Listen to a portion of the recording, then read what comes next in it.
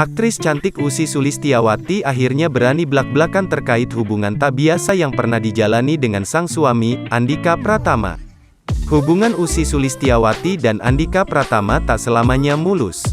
Pelantun lagu Kupilih Hatimu itu pernah membawa anak-anaknya kabur dari rumah gara-gara Andhika Pratama ketahuan berbohong.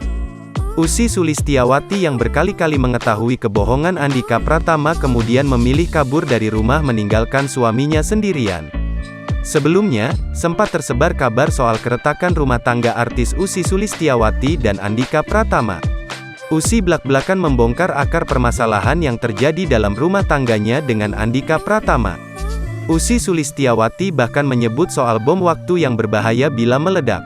Komunikasi antara Ussy dengan Andhika Pratama memburuk. Ussy beralasan kalau kesibukan suaminya yang jadi penyebabnya. Kendati demikian, selama 10 tahun mengarungi rumah tangga, pasangan Ussy Sulistyawati dan Andhika Pratama masih tetap mesra dan harmonis.